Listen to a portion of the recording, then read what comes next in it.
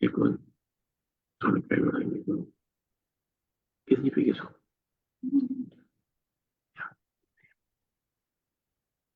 Bueno, buenas tardes, buenas noches, buenos días, según corresponda. Nos encontramos en el día 8 del segundo encuentro latinoamericano integral de patrimonio funerario. Y en esta oportunidad vamos a contar con la presencia de un invitado especial, que es el señor Tulio Frazón Lindel. Él es investigador gastronómico especializado en etimología y lexicografía culinaria. Es cónsul para el Perú de la Academia Italiana de Gastronomía y Gastrosofía, investigador, docente universitario y conferencista con más de 40 años dedicado a la historia de la alimentación, arte culinario y costumbres tradicionales, a quien le damos la bienvenida y agradecemos por el aporte que está realizando este segundo encuentro. ¿Cómo le va, don Tulio? ¿Cómo se encuentra? Buenas tardes. Muchísimas gracias por la especial consideración, ¿no? De ese día, efectivamente, la noche anterior había fallecido mi madre y ustedes tuvieron la gentileza de darme, ¿no?, otra oportunidad. No, por favor, se entiende el momento y nos solidarizamos con usted y las condolencias que corresponden en este momento. Así que bueno, lo escuchamos. ¿Quiere usted compartir eh, lo que tiene, el material que tiene? Sí, perfecto. Entonces, Le contamos ahí un va. poquito. Sí. Usted está en Diga, Perú, ¿verdad? yo estoy en Perú, sí, en Lima. Así En es. Lima. Bueno, sé que desde Lima nos va a estar transmitiendo. Ajá. ¿Empezamos entonces? Cuando usted guste. Ya.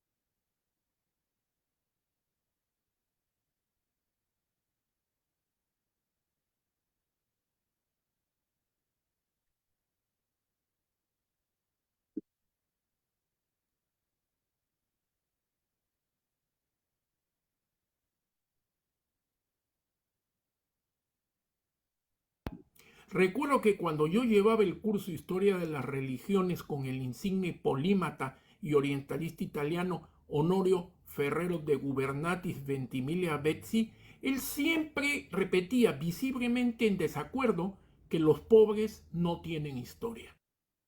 Vivían sin esperanzas, porque ¿qué les podía deparar el más allá? Otra vida llena de escasez, miseria y sufrimientos.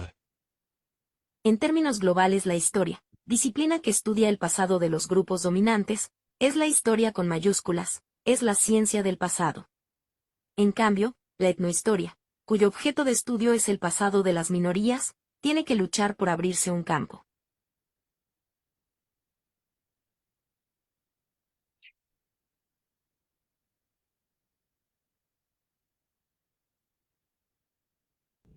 Por otro lado, no olvidemos que la arqueología es una ciencia histórica, cuyo objeto de estudio son los restos materiales.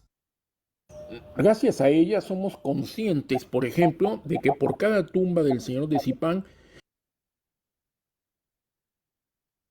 existen miles de tumbas paupérrimas condenadas al anonimato y el olvido.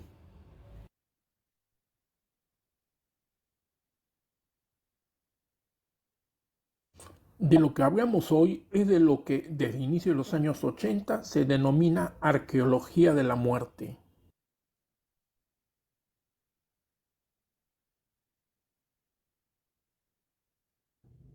De la correcta vertebración entre estos estudios arqueológicos y el análisis de fuentes históricas dependería poder descifrar qué representan los registros tumbales, ¿Cuál es el sentido de las diferentes formas de tratar el cadáver? ¿Por qué? ¿Causas generalmente externas? ¿O para qué propósito o razón de ser se realizaron las ofrendas?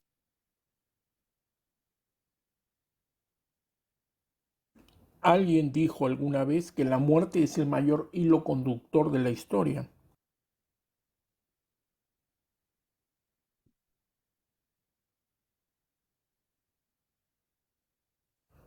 Ya desde el Paleolítico Medio, aproximadamente entre 130.000 a 40.000 años antes de Cristo, los Homo neanderthalensis, homínidos anteriores a los Homo sapiens, habrían realizado manipulaciones post-mortem en los cadáveres de miembros de su especie. Con el paso del tiempo, estas prácticas funerarias evolucionaron, transformándose en un elemento fundamental de la herencia cultural y en un testimonio de la perspectiva de las sociedades pasadas sobre la muerte y el más allá. El convencimiento en una vida después de la muerte hizo que se ideara todo un sistema de creencias, mágicas o religiosas, para preparar al difunto en su recorrido al otro mundo, proporcionándole así todo cuanto pudiera serle necesario: armas, utensilios, ornamentos, a la par de comestibles. Se llama así al registro del material asociado a las prácticas funerarias, lo que incluye tanto los elementos con carácter de ofrenda propiamente dicha, como la totalidad de bienes mortuorios que acompañan al difunto. Un contexto tumbal normalmente se compone de tres elementos básicos: la estructura, el individuo y los objetos asociados. A. La estructura es el espacio físico que contiene los elementos. Puede ser subterránea,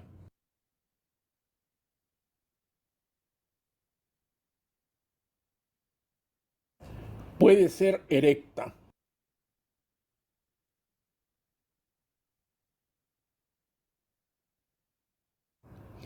B. El individuo, comúnmente denominado muerto, cadáver o esqueleto.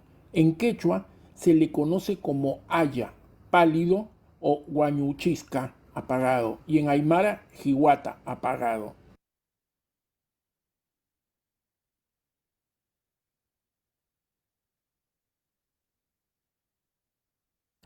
C. Los objetos asociados, es decir, el ajuar y las ofrendas. En quechua se les conoce como haya huaquichi y en aymara hanchi huaquichitaña, es decir, preparación del apagado.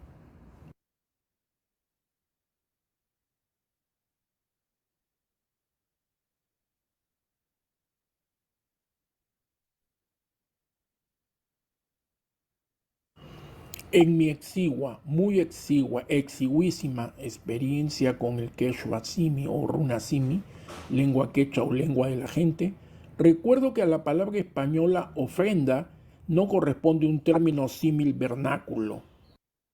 En esta cultura existen vocablos distintos que corresponden a la naturaleza y al destinatario de la ofrenda. No se llama igual a una ofrenda comestible Mikui Haiwai que a una que no lo es. Anamikuchu Haiwai. Como tampoco sucede lo mismo con una ofrenda dedicada a un difunto. Wanyukpak Haiwai. Que a una dedicada a la Pachamama, Madre Tierra.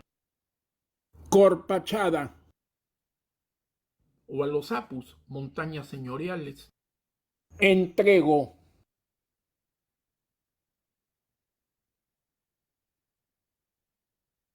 Muchas décadas atrás realicé mi primer viaje al Cusco.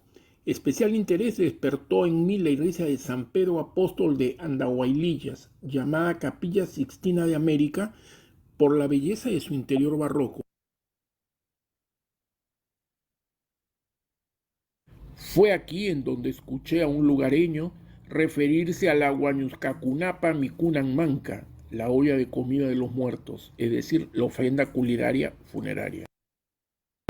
Lamentablemente, tanto mi juventud e inexperiencia como su ingente embriaguez no me permitieron profundizar el concepto. Lo cierto es que esa definición me pareció bastante adecuada para la práctica prehispánica de colocar alimentos al interior de las tumbas como parte de los ritos mortuorios. Costumbre que con elementos cristianos se sigue practicando hoy en día y no solo en el interior del país. Lamentablemente, las culturas prehispánicas andinas eran culturas ágrafas, por lo que no han persistido testimonios de tales prácticas, salvo aquellos proporcionados por los mismos conquistadores europeos en un primer momento, así como los hallazgos arqueológicos de más reciente data.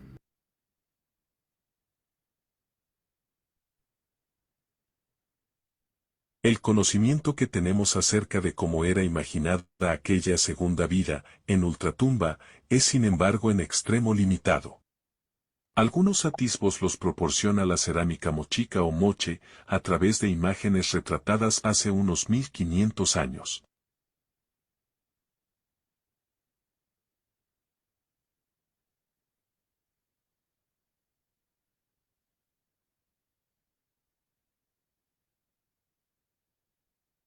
Es mi propósito compartir con ustedes en estas breves líneas algunas reflexiones al respecto.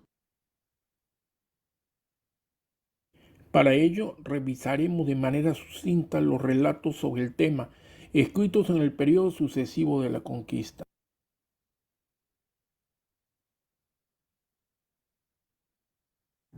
Las crónicas de Indias pueden definirse como narraciones históricas que recogen la gesta realizada por los españoles en el Nuevo Mundo. Estos documentos tienen siempre valor testimonial y por lo general falta de rigor histórico. En el Perú, así como en toda la zona andina, existe escasa documentación sobre las prácticas alimentarias prehispánicas. Brillan por su ausencia recetas o simples modos de preparación, lo que repercute negativamente en los contextos tumbales mencionados por los cronistas, resultando así meras enumeraciones que no descripciones de las ofrendas culinarias funerarias.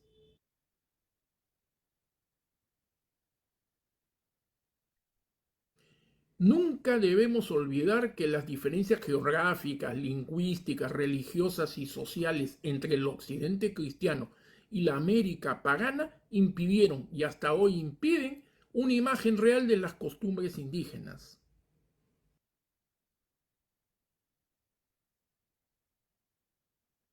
Había que explicar América a los europeos, y las únicas formas conocidas para ello eran las europeas. De contar con más tiempo, me hubiese gustado revisar lo escrito por tres renombrados autores: Pedro de Cieza de León, español; Inca Garcilaso de la Vega, mestizo; y Felipe Guamán Poma de Ayala, indígena. Por lo que tendré que conformarme con ambos extremos, el español y el indígena.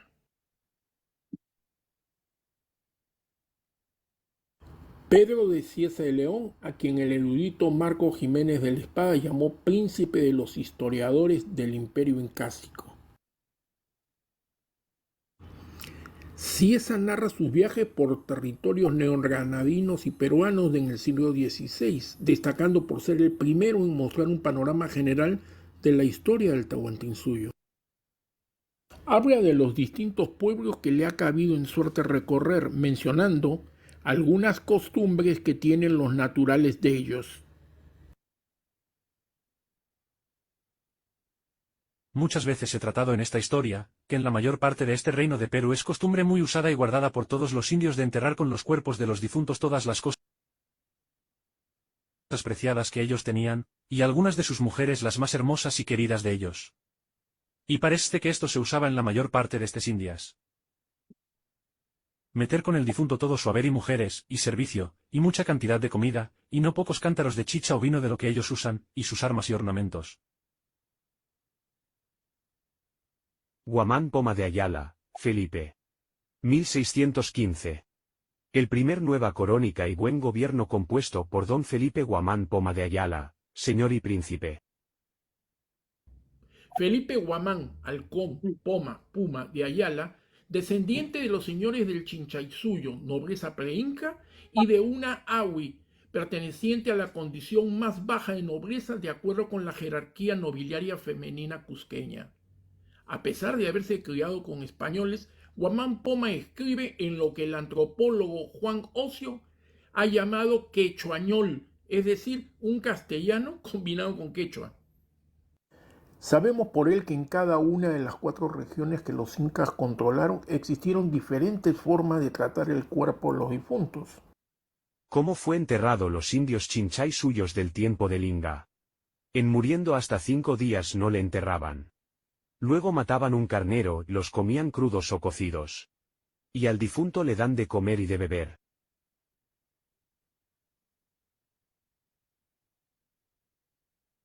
¿Cómo fue enterrado los indios andesuyos? Y no hace ceremonias como los indios de la sierra ni los yungas como son indios de la montaña que come carne humana. Ni sabe ninguna ceremonia como los indios de la sierra, que al defunto hasta metelle en la boca oro o plata y coca. Hasta este día tienen el costumbre. Envolviendo el ojo el padre lo echan y en ausencia del padre lo entierra como naupapacha. No se le olvida de esto.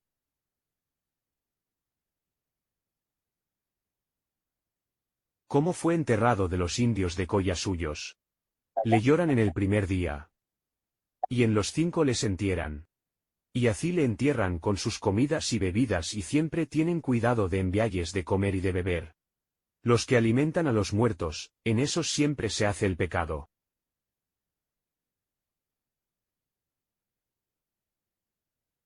¿Cómo fue enterrado los indios de Condesuyos?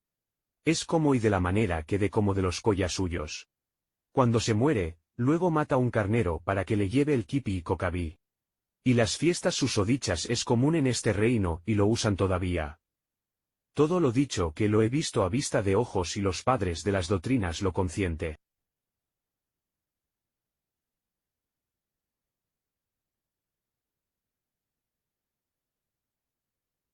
En el mundo andino existía la idea de una vida después de la muerte, por lo que el difunto necesitaba ajuar y ofrendas para continuar su existencia en el más allá. En esta imagen, que corresponde a la iconografía mochica, podemos observar tanto el mundo terrenal, Caipacha, como el inframundo, Ujupacha. En este último, 2 esqueletos jalan hacia abajo a una persona, será un difunto, mientras otra persona situada en este mundo parece estarlo empujando como ayudándolo a pasar, será un doliente. Podría pensarse en un ritual de paso, obsérvese entre los 2 esqueletos algunas ofrendas.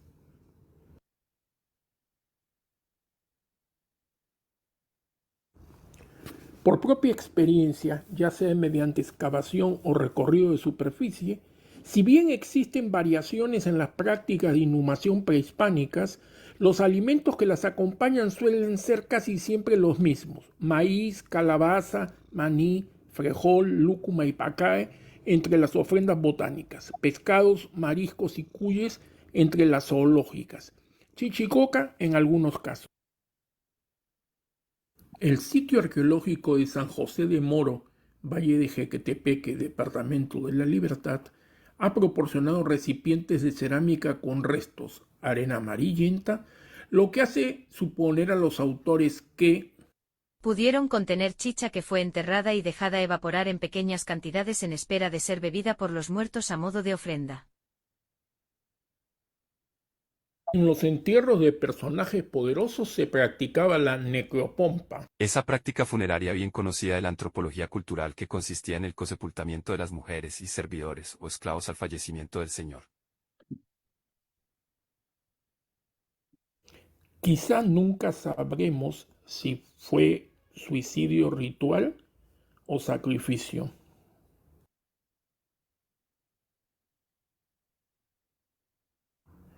Lo que sí sabemos es que en la época en que se encontraban activos Cieza de León y Guamán Poma de Ayala, todavía no se había logrado consolidar la presencia europea.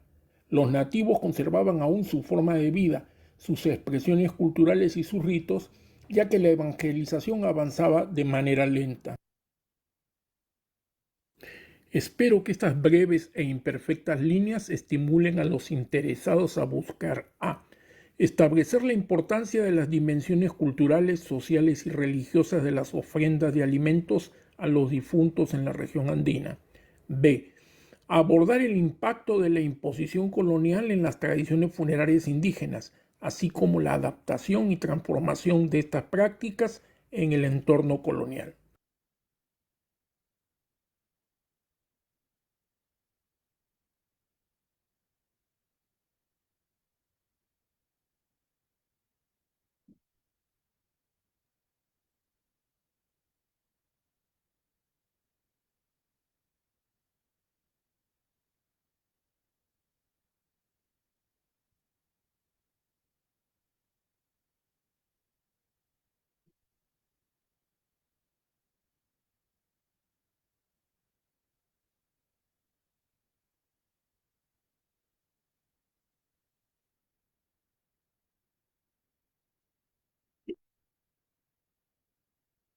Creo que ya estamos otra vez. ¿No? Sí, Estamos en la... Sí, sí. lo escuchamos, lo escuchamos. Bueno, definitivamente el tema da para muchísimo más, ¿no? Es interesante ver de qué manera la muerte puede muchas veces marcar y hasta definir la vida, ¿no? Por eso en italiano hay un refrán que traducido dice, una bella muerte toda la vida honra. Desgraciadamente hay demasiadas muertes inútiles e infames y no todos los muertos reciben, ya no diré el homenaje, sino ni siquiera el cariño. Por eso es impresionante esta tradición de los muertos en México. México creo que es algo que destaca a nivel mundial. Me parece que no hay una cultura que haya podido mantener supérstite esta costumbre de respeto, diría yo, a los muertos. Sería interesante hacer algo, algo propio en el arte, porque yo siempre le decía a mis alumnos y todo que no podemos hablar de países, ya que los países son invenciones modernas. No podemos decir concretamente en el caso de la comida, que es mi especialidad, que tal plato, el locro, por ejemplo, ustedes en Argentina tienen el locro. Yo tuve la oportunidad de vivir 3 meses en Buenos Aires y tuve la oportunidad de probar el locro y tantas otras cosas que solo se disfrutan en las fiestas patrias de ustedes.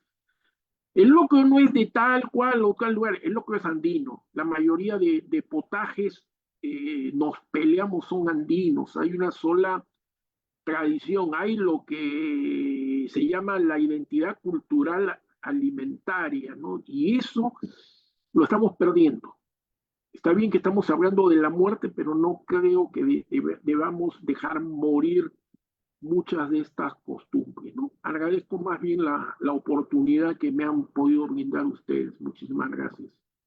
No, por favor, muy interesante el tema. Me quedé enganchada con el tema, no conocía esto que usted manifestó en esta oportunidad, pero me surge una pregunta de cómo Sí. se orienta usted a la gastronomía y el vínculo con el patrimonio funerario. ¿Qué lo llevó a eso? Bien, Frasón es un apellido véneto, ¿no? La zona de Italia cuya capital es la ciudad de Venecia. Y mi abuelo vino al Perú, se casó con una hija de italianos, de genoveses. Y bueno, toda la familia, mi padre, que todavía lo tengo vivo, todos les interesaba la comida, la cocina, ¿no? Y bueno, ¿no? Y fui viendo cuando estaba todavía en los primeros años en la universidad que era un tema despreciado. Yo estudié en la Universidad Católica, la de antes, y no voy a decir el nombre del profesor, toda una eminencia, que cuando le manifesté mi interés en investigar un poco sobre la antigua culinaria, y no digo solamente la prehispánica, sino también la hispánica y comienzos de la República, no tuvo mejor idea que decirme que mi historia iba a apestar a Colón. Con Colón, para aquellas personas que no estén familiarizadas con el término, es el arroz tostado, no quemado, sino tostado que queda en el fondo de la olla y que es toda una exquisitez saberlo hacer. Incluso habían cocineros negros famosos en 50, 60 años, 70 años atrás, que llegaban a hacer el arroz con Colón arriba y abajo, ¿no? Es poner el fuego. Y bueno, en este caso no me sentí ni ofendido ni nada por el comentario y tirar adelante, ¿no? Tirar adelante porque eso sí es verdadero. En el Perú hay una muy mala costumbre, yo sé que algunos se van a rasgar las vestiduras, y es que pensar que la comida peruana es la mejor del mundo. Bueno, los mexicanos dicen lo mismo, y fulano, sutano, mengano. Yo creo que no existe país que no tenga una buena comida. La cuestión es identificarla. Hasta Estados Unidos, esa cultura que es el resultado de las obras del banquete europeo, ¿no? Hasta Estados Unidos tiene algunos platillos muy propios, muy interesantes. La comida no solo es rica, sino la comida es también cultura, es conocimiento. Y eso es lo que nos debe preocupar. Yo creo que debemos acabar con el sometimiento, debemos acabar con ese colonialismo fundamentalmente norteamericano después de las primeras guerras mundiales. Antes lo fue francés, y los países americanos descubrir qué es, como decía Juan 23, no preocupémonos por lo que nos une, no nos fijemos en las diferencias, ¿no? Y el Tahuantinsuyo ha agarrado pues también Argentina, ha agarrado Chile, etcétera, etcétera, etcétera. Y yo creo que nuestros países tienen mucho por hacer, por aportar al mundo, ¿no? Hicimos un primer aporte hace 500 años, yo creo que es momento de hacer algún otro aporte, pero un aporte que nazca de lo más bajo, de los más humildes, no que siempre nos fijamos en argollitas, en gente, no. En algunas reuniones donde han participado cocineros de Argentina, de Cuba, que entre ellos había esa idea de una especie de, quizá el término sea demasiado manoseado, hermandad, pero quiero usarlo, para vernos, de identificar cuál es nuestra verdadera identidad. Creo que toda la zona andina ofrece material muy rico, no solamente en cocina, no solamente en funeraria, sino en todo, música, tradiciones, porque a mí me interesan mucho las costumbres tradicionales. Creo que en ellas es donde realmente se revela el alma del pueblo, ¿no? El hecho de, por hablar de Argentina, el hecho de cebar un mate y cuál es la diferencia entre un mate tal, un mate cual, o cómo los gauchos comen el asado directamente con el cuchillo y mordiendo. Yo pienso que son cosas muy valiosas que la globalización nos está aniquilando. La globalización puede ser buena, Sí. ¿no? Sí, sí, escuchando, volviendo a su presentación, escuchaba que quedó, que está en estudio, que sigue en estudio, usted sigue trabajando con este tema, que le ha quedado pendiente ahí investigar otros aspectos de lo escuchaba que decía, ¿no? ¿Esto es un trabajo para futuro? Mi madre me decía siempre que lo perfecto es enemigo de lo bueno, y yo tengo ese defecto porque quienes me conocen saben que tengo como 20 libros a medio de escribir y siempre estoy buscando y corrigiendo. Ya ese es un defecto, ¿no? Un defecto mío, de mi personalidad, pero los defectos son a veces muy difíciles de quitar. Yo me dedico a investigar nada más desde que acabé de mi periodo de docente. Me he dedicado a investigar y ver realmente qué se puede aportar, porque yo aprendí algo, yo fui criado bueno, mis padres y gente muy anciana del entorno familiar, que me llevaban a sus entornos amicales, que eran gente anciana, y me encantaba. Y soy testigo de excepción de que con la muerte de cada anciano se pierde una enorme, enorme parte de nuestra cultura, de nuestra identidad, ¿no? Entonces, no terminaré quizá ni siquiera de publicar, pero yo escribo en Facebook, escribo en LinkedIn para que la gente, si se anima, aproveche a investigar. Y quiero robarles unos minutos, segundos, para decirles lo siguiente: el gran problema que tenemos es la piratería. No es copia, es plagio. Sencilla y llanamente reputados investigadores, y estoy hablando concretamente del Perú y estoy hablando concretamente del campo de la gastronomía, no dan fuentes. Y el dar fuentes no es porque uno quiera dársela de muy leído, nada. Es el mínimo de respeto que tenemos hacia las personas que originaron la documentación.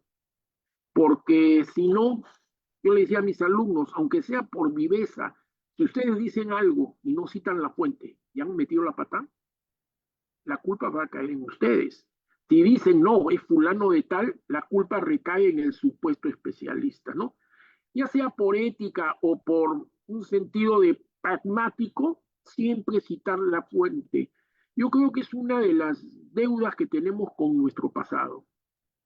Claro, claro que sí. Bueno, como para ir terminando, ¿quiere decirnos, por favor, en las redes cómo lo encuentran a usted? Bueno, para comenzar, Facebook, ¿no es cierto? Que, bueno, no es lo que yo había pensado cuando ingresé, lo veo demasiado banal, pero ayuda. Facebook, a mi nombre, Facebook Tulio Frazón, ¿no es cierto? Yo creo que esa es una buena fuente, porque de ahí suelo yo contactarme ya por WhatsApp o por correo con algunas otras personas, y estamos ahí tratando de resucitar lo que antes se llamaban las famosas tertulias, ¿no? Que la gente se reunía a tomar un café y a conversar cosas interesantes, que no es lo mismo que vernos a través de un chat, a través de una pantalla, porque se pierde mucho, se pierde mucho. El encanto, y de ahí para mí la especial importancia de las reuniones presenciales, ¿no? Nos tomamos un cafecito y conversamos y intercambiamos ideas, porque todo el mundo tiene algo que aportar. Es sorprendente el hecho de que gente que uno no sospechaba que pudieran dar la nota, como decimos acá, de pronto nos desburrizan, nos desanazan, ¿no? O sea, nos enseñan cosas, nos hacen corregir formas de pensar, equívocos y prejuicios. Por eso yo siempre digo, conversemos, pero conversemos. Y por eso la felicito a ustedes y a todas aquellas personas que ponen su granito de arena, más grande, más chico, en fin, porque es importante no perder la comunicación y que no se convierta únicamente en un intercambio de emoticones. Muchísimas gracias. Muchísimas gracias a ustedes, por traernos todo el simbolismo de las ofrendas funerarias alimentarias, ¿no? Muchísimas gracias por ese vínculo que ha traído usted. Le agradezco, fue un gusto conocerlo y nos estamos encontrando en otro momento, quizás, si todo marcha bien, en un tercer encuentro, con otros. También quiero agradecer a David Pino, que fue quien me contactó con ustedes. Bueno, muchísimas gracias y estamos encontrando.